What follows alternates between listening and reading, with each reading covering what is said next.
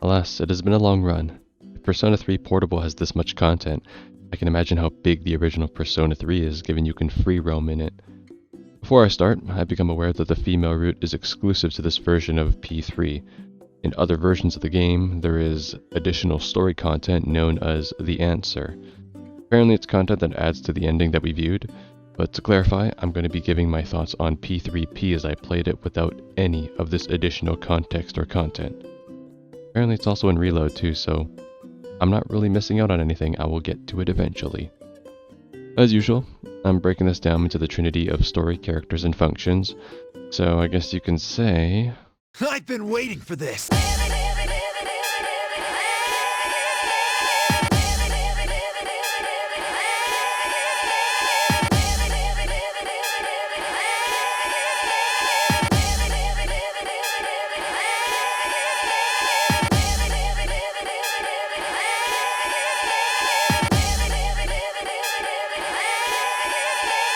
No! That's way too much energy for the beginning of the video. Let's start with story. To begin, I want to say the plot to P3P is quite linear and simple to understand. There are 12 shadows representing the major arcana that spawned from the Kirijo incident 10 years ago. Once all of them are defeated, then Tartarus and the Dark Hour disappear along with the power of Persona. Except that's all a lie that was told to push Cease towards triggering the end of the world, brought upon by Nyx, the representation of death and the end.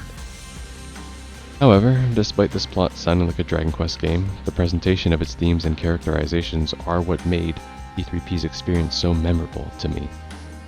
What I enjoyed the most was the theme of acceptance of what you cannot change and the realization of what you can. This concept expands to the main story, the main cast, but also social links, topics such as acceptance of life and death, personal appearance, physical disability, righteousness over others, soft skills and personal growth, moving on from the past, accepting the past. It's not your fault and nor is it your identity either.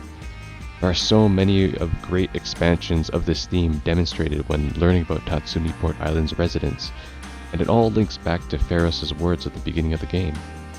I chooseth this fate on my own free will. And each time I encountered and learned about their troubles, I began to understand. I'm not supposed to give my support or opinion to social links. As the protagonist, I'm supposed to observe their struggles and all their conflicts as they overcome adversity to realize change or growth in their life. Each of us in the game is the sole decider of our own destiny, and as for the MC, or FemC, I found this to be even more profound. In regards to the protagonist, Pharos is the one that gets you to sign the contract giving us access to the Velvet Room. Since from this time forward we are now choosing our fate, this means that the incident 10 years ago was unavoidable.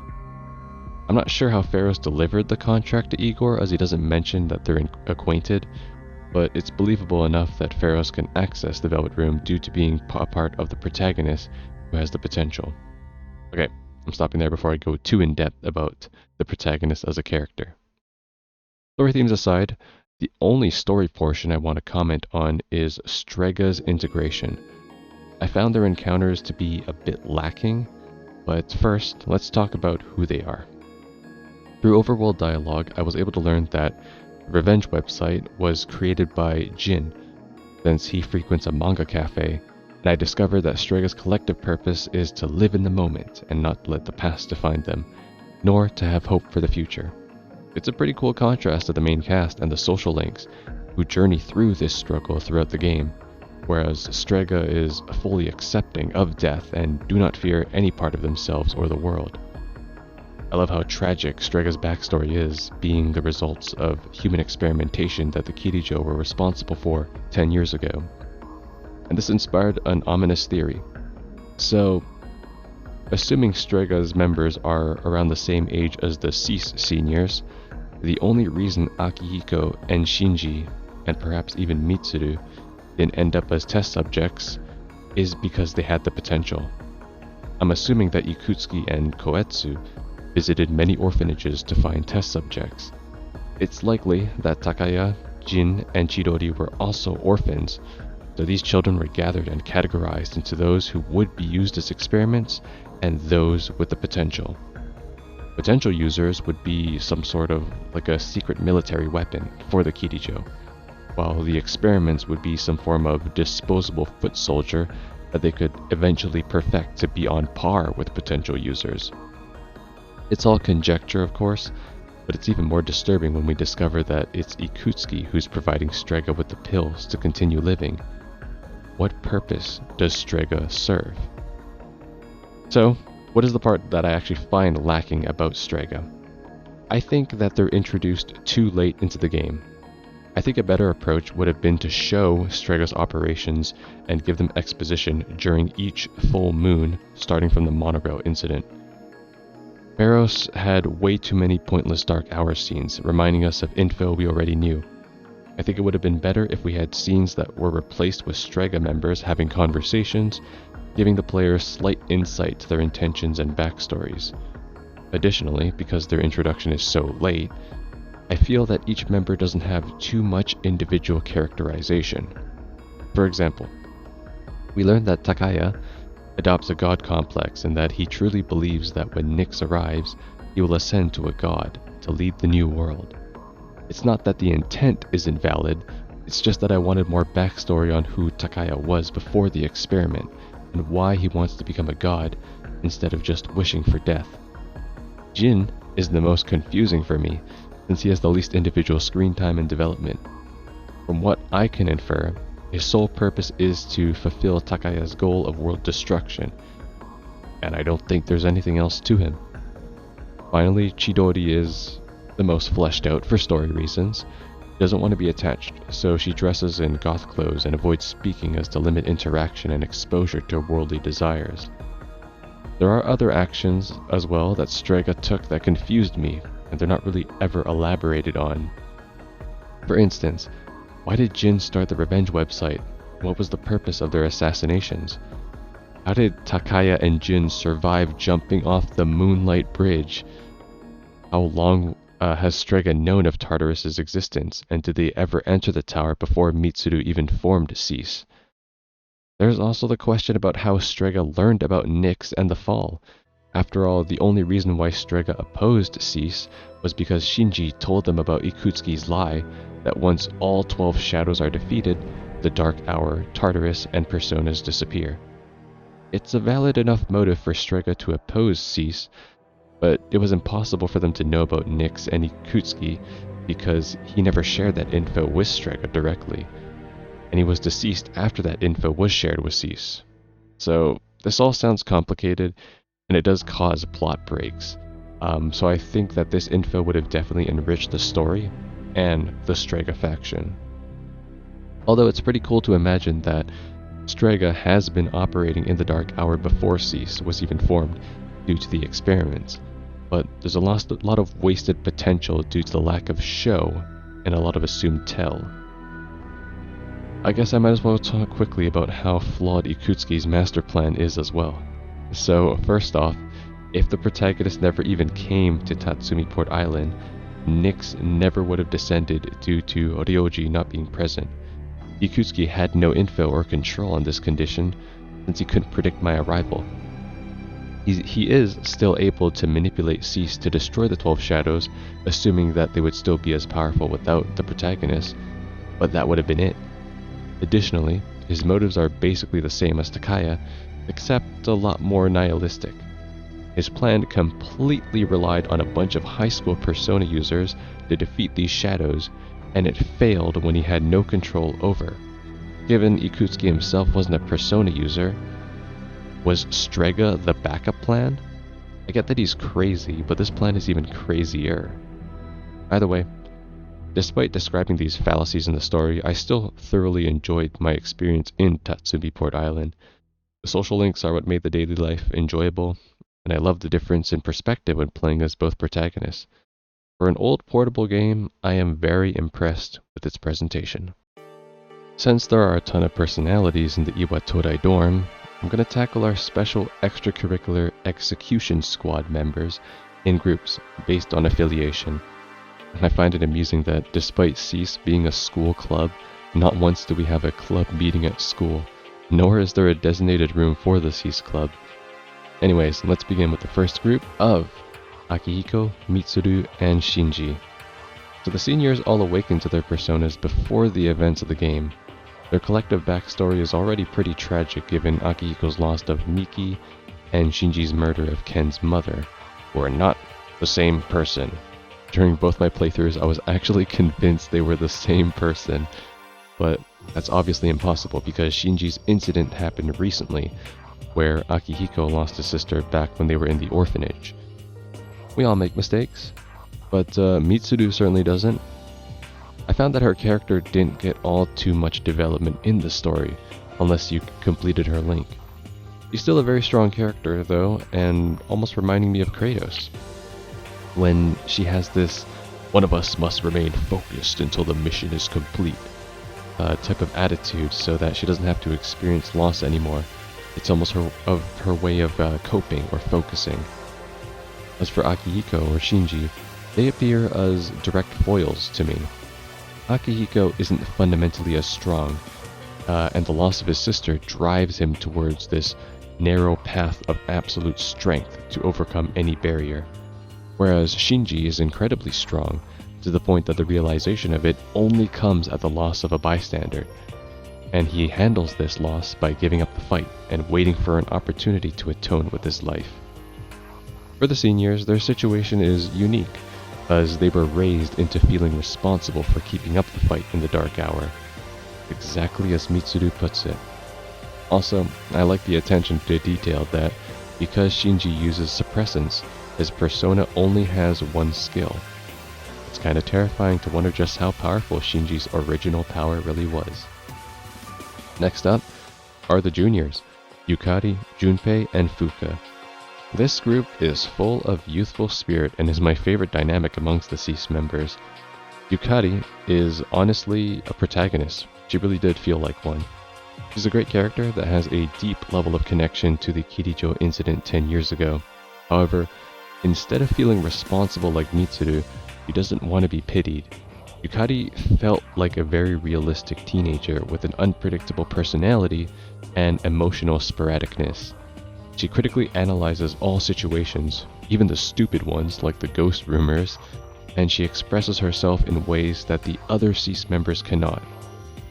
However, when it comes to expression though, nothing beats the man himself, Junpei Iori. If Yukari is the realistic teenage girl, then Junpei is the male counterpart. Unlike Yukari though, not much is known about her past. Sorry, his past. Whoops. His father was a domestically abusive alcoholic, so Junpei learned to become self-motivated and positive to get by life. He never takes things seriously because, almost similarly to Chidori, he's afraid of people and getting attached or being judged. Junpei's character felt like a very realistic depiction of masculine growth, and I really enjoyed his self-identification of a lacking reason to continue fighting. Operating in the dark hour was what gave Junpei meaning and belonging for himself. Without it, he would just return to being a normal student with nothing. He views the dark hour and Tartarus as a game, and his recklessness does show during the monorail ordeal and the envious comments he makes after the hotel ordeal. However, for Junpei, he never means what he says. He's conditioned himself to be distant, and his growth is only ever actualized when he chooses to be vulnerable to someone he falls for. I wonder who that is. Anyways, Fuka is a bit more unique than the other Cease members. Her personal life is quite uneventful, where her parents suffer from an inferiority complex due to social comparison, which has transferred onto Fuka herself. Due to this, she doesn't really feel like she has the privilege to express her opinions or feelings in group decisions.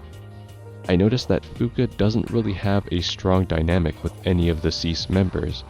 Surprisingly though, she is self-aware and has a very strong mental fortitude, being able to understand and internalize her own personal flaws.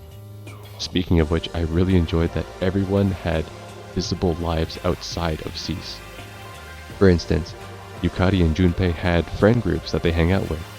Sometimes at night, party members are unavailable for Tartarus due to personal reasons. Fuka hangs out with Natsuki, and Akihiko and Yukari are in school clubs.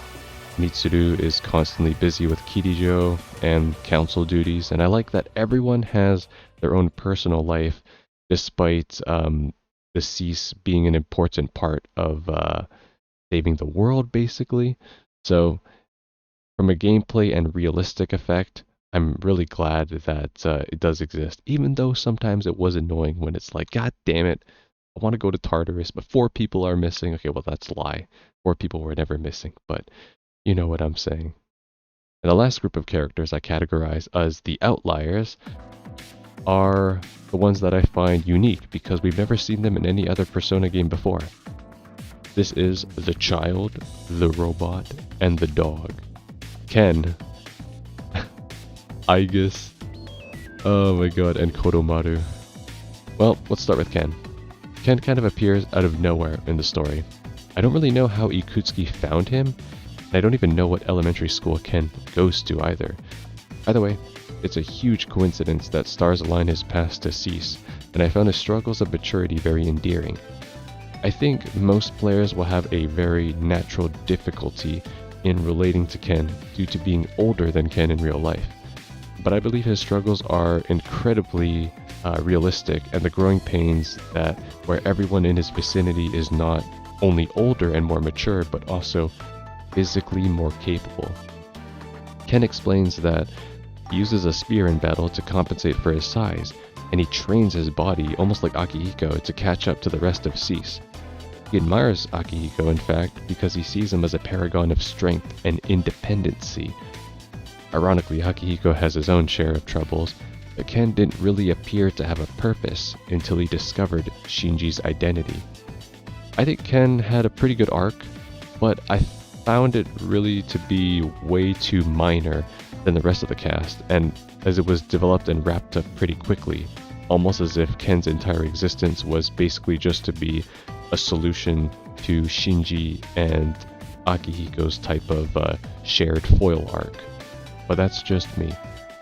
Aigis is next and introduces the first non-humanoid Persona user, at least that I've seen. First of all, I love the small detail that Orpheus and Aigis look alike. Perhaps this is what the other anti-shadow weapons looked like before Ryoji destroyed them? Anyways, Aigis' tale of transitioning into a human is humorous and heartwarming. I'll never forget how hilarious her interactions with Kiyoshi was during her link. Well played, Atlas, as well, for making Aigis a romance option for both the male and female route. We are really respecting robot rights here. I'm expecting a Kodomaru romance in Reload. Please don't do it, Atlas. As for the white Shiba Inu anyways, he is a Shiba Inu, from the looks of it at least. I hate to say this, but you could have removed Kodomaru and his story portion out of the entire game, and it would not have changed the plot in any capacity. That's how insignificant and self-contained his story is, and I don't mean to be negative about Kodo-chan at all, but I felt like there were way too many characters that were introduced, and because they were introduced in waves, which made their introduction less special. At least to me, it felt that way. What I mean is, you start off with Junpei and Yukari. Fuka's arc then comes after, which introduces Akihiko and Mitsuru. After summer break, it's back-to-back members with Aigis, Kodomaru, Ken, and Shinji, and I felt that the pacing of the characters felt super rushed, and this is a standout flaw for me because I believe it harms the character growth for the latter Cease members. Lastly, I'll talk about the actual game now. I was pretty surprised at how simple and little there is to do in Tatsumi Port Island. Just like P5R, it has 2 different categories of game functions, which are daily life and the shadow world. In daily life, every non-link activity is rudimentarily a stat increase event. There aren't any special cutscenes or too many seasonal festivities around the island. Besides the expected seasonal events in the game, I enjoyed that they included social links for the film festival and decorated Polonia Mall on Christmas. The world changes and the people's dialogue was also pretty humorous. My favorite pair is the girl that stalks the boy, but then as she loses interest, the boy becomes interested in her, and it becomes a reverse stalk. What really makes the world is the links. Including both routes, I'm quite certain that P3P has more links than any other Persona game. That's a lot of effort that the devs put into it, and I would say that this is the real appeal of the game. It really created some great narratives that linked the game's themes as well. I'm not about to go over every single link because while I enjoyed them all, there were a couple standouts. For the male route, my favorite has to be Nozomi, the king himself. I really enjoyed his journey of escapism through culinary indulgence. He gave himself this false sense of pride and superiority over his deceased perfect brother. Nozomi falls further and further into indulgence to the degree that he's convinced himself that he can save others through a paradise and even scams people without even realizing his actions. Definitely my favorite MC hangout. For the femc, it has to be Saudi.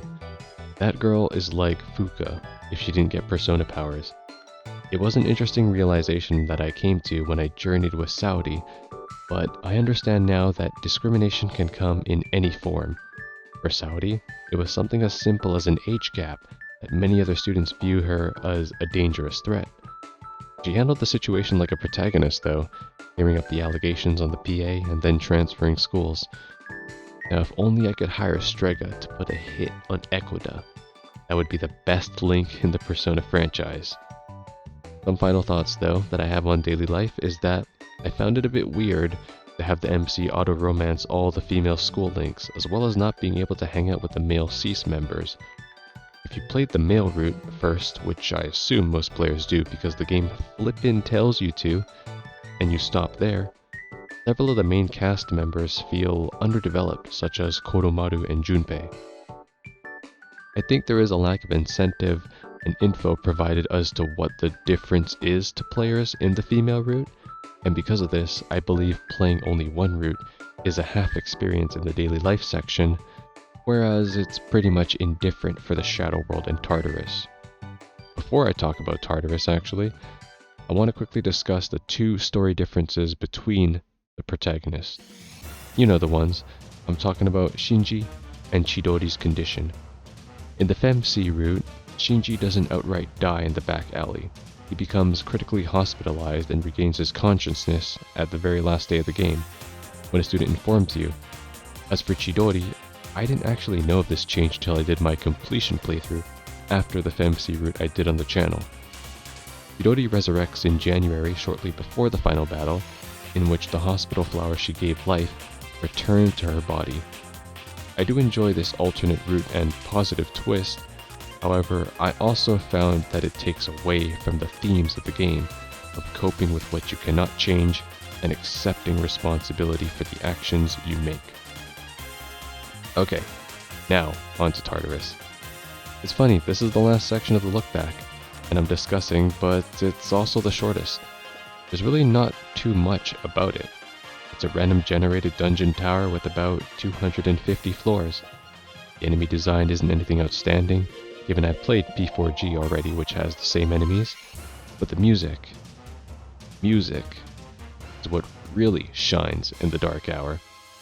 It's an old game though, but I wasn't ever expecting the game's functions to be innovative or unique.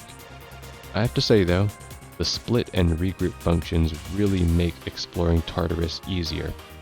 Not a bad QOL for an old game. And that's it. I'm trying to limit from now on how much yapping I do in these lookbacks to avoid making them summaries and more so my personal highlights on what I think was outstanding about each game, both the good and bad. I'm interested to see what Persona 3 Reload has in difference to P3P, both in story and function, but that tale is not for quite some time. So, Umbra, where we headed next? Let's see. Midgar. But not to be confused with the Norse realm, Midgar with a D.